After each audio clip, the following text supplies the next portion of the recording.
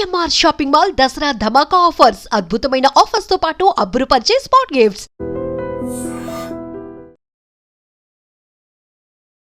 సిరిసిల్ల జిల్లా రాచర్ల బొప్పాపూర్ గ్రామంలో జరిగినటువంటి అత్యంత విషాదకరమైనటువంటి ఘటన. ఈమె పేరు వచ్చేసి రమ్య.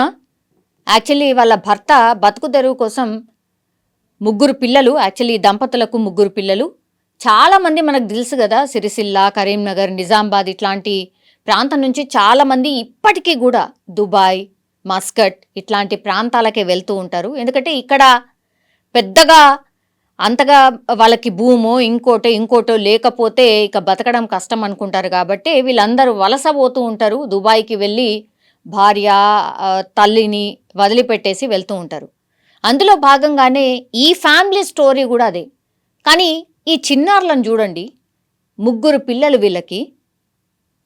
తండ్రి ఆల్రెడీ దుబాయ్లో ఉంటాడు, తల్లి ఒక్కతే ఈ ముగ్గురిని కూడా చూసుకుంటూ అత్తమామ దగ్గర ఉంటుంది. మనకు తెలుసు కదా, అత్తగారింట్లో అత్త కోడళ్ళ మధ్యలో చిన్న చిన్న పంచాయతీలు, అట్లాగే భర్త లేకపోతే భర్త దూరంగా ఉంటే కూడా చాలా ఫ్యామిలీస్లో చిన్న చిన్న ఇష్యూస్, అట్లాగే మనస్పర్ధలు అనేది వెరీ వెరీ కామన్. అట్లనే వీళ్ళ ఫ్యామిలీలో కూడా అత్తకు కోడలికి పడదు, రోజు ఏదో ఒకటి చిన్న చిన్న వాటికి గొడవ పడడం ఇదంతా కూడా జరుగుతూ ఉంటుంది. ఇది అందరికీ కామన్, అందరి ఇళ్లలో కామన్ అనేటువంటిది. కానీ కొంతమంది తీసుకోలేరు. అంటే ఇంకెన్ని రోజులు, నేను ఇట్లనే పడి ఉండాలి, భర్త దూరంగా ఉంటాడు కాబట్టి భర్తకి ఏడ్చుకుంటూ ఫోన్ చేసి మాట్లాడడం, నేను ఇంట్లోకి వెళ్ళిపోతా, లేకపోతే నేను చచ్చిపోతా, ఇట్లాంటి మాటలు చాలా అంటే చాలా కామన్గా మాట్లాడుతూ ఉంటారు. కానీ భర్తకు కూడా విషయం తెలుసు, ఇట్లా వాళ్ళ అమ్మకి అట్లాగే వాళ్ళ భార్యకి పడట్లేదు. కానీ తప్పనిసరి పరిస్థితుల్లో నేనే ఎక్కడనో ఉంటున్నా, మళ్ళీ నువ్వు వేరే ఉండలేవు, నీకు చాలా కష్టమవుతుంది, కాబట్టి కొన్ని రోజులు ఉండు, నేను ఇంకా కొన్ని రోజులల్లా వచ్చేస్తా కదా, నేను ఎందుకు మా అమ్మకి చెప్తా కదా, చెప్తా కదా, ఇట్లాంటి మాటలు పాపం ఎవరైనా సరే దూరం ఉన్న వాళ్ళు చెప్తూ ఉంటారు. ఆ ప్రయత్నం కూడా జరిగే ఉంటుంది. కానీ మరి ఏం జరిగిందో ఏందో తెలియదు. కానీ అత్త కోడళ్ళ మధ్య జరిగినటువంటి ఒక సంఘటన లాస్ట్కి వస్తే, ఇప్పుడు రమ్య ఎవరైతే ఉన్నారో ఆమె ఉరి వేసుకొని చనిపోయేంత పరిస్థితికి తీసుకొచ్చింది అని అంటే మరి ఎంత భయంకరంగా గొడవలు ఉన్నాయి, మరి చాలా సీరియస్ గొడవలే ఉన్నాయా, ఎన్ని రోజుల నుంచి ఎన్నేళ్ల నుంచి ఇది నడుస్తోంది. ఎందుకంటే ముగ్గురు పిల్లలు కలిగారు వాళ్ళకి. దుబాయ్కి వాళ్ళ భర్త కొన్నేళ్ల క్రితం వెళ్ళాడట. మరి సర్ది చెప్పే ప్రయత్నం చేసినా కూడా ఈమె వినిపించుకోలేదా, లేకపోతే అత్త వినిపించుకోలేదా తెలీదు. లాస్ట్కి వస్తే ఇప్పుడు ఈ చిన్నారులు అమ్మ అమ్మ అంటూ ఏడుస్తున్నారు. వాళ్ళని రోజులాగే స్కూల్కి రెడీ చేసింది, పంపించింది.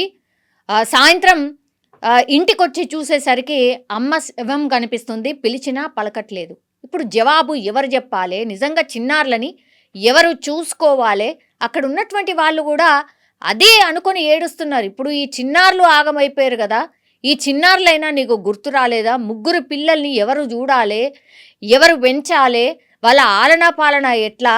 బతుకుతెరువు ఈడ లేదనే భర్త అక్కడి పోయి బతుకుతున్నాడు, దూరంగా ఉంటున్నాడు, అది కూడా అర్థం చేసుకోకపోతే ఎట్లా?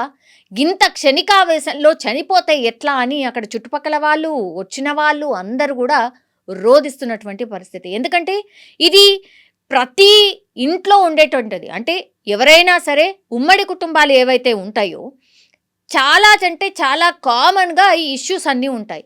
అర్థం చేసుకొని ఇన్నేళ్ల తర్వాత అర్థం చేసుకొని సర్దుకుపోవాల్సిందే. కానీ ఇట్లా చిన్న పిల్లల్ని ఆగం చేసి తల్లైనా తండ్రైనా ఇట్లా క్షణికావేశంలో చనిపోతే మాత్రం ఫర్దర్గా వాళ్ళ పిల్లలు అనుభవిస్తారు అనే ఒక చిన్న లాజిక్ని మిస్ అయితే పాపం ఇప్పుడు ఆ పిల్లలు అనాథలైపోయినటువంటి పరిస్థితి. రోజులాగా స్కూల్కి పోయి మేము వచ్చేసరికి అమ్మ మాకు ఏదో ఒకటి చేసి పెడుతుందిలే, అమ్మ మమ్మల్ని ఆలనా పాలనగా చూస్తుందిలే, మాకేదో తినిపిస్తుందిలే, ఇట్లా ఊహించుకొని వస్తారు కదా. ఒక్కసారి గుండె పగిలేలాగా వచ్చేసరికి అమ్మ శవం ఉంది, పిలిచినా పలకట్లేదు, వాళ్ళు అర్థం చేసుకునే స్టేజ్లో కూడా లేరు. చాలా చిన్న చిన్న పిల్లలు, వాళ్ళు ఏడుస్తుంటే చుట్టుపక్కల వాళ్ళు కూడా ఏడుస్తున్నటువంటి సిచ్యువేషన్.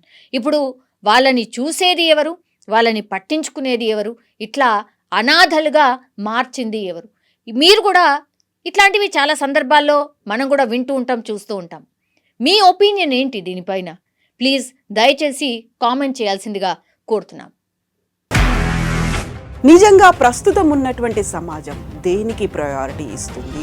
ఆర్థిక సంబంధాల చుట్టూ మాత్రమే తిరుగుతోంది. మళ్ళీ ఎన్నికలంగానే చాలా విరక్తి కలుగుతాను. మంచి అనిపిస్తుంది కదా, లేడీస్ కూడా ఛాలెంజింగ్ జాబ్స్ చేసినప్పుడు చాలా బాగుంటది. ట్రాఫిక్ అసిస్టెంట్స్ గా నియమించిన ట్రాన్స్జెండర్స్ అందరితో సాల్యూట్ చేయించుకుంటున్నారు. ఫుడ్ డెలివరీ ఇవ్వటానికి వెళ్ళినటువంటి డెలివరీ బాయ్ అనిల్ పై కళ్ళ ముందు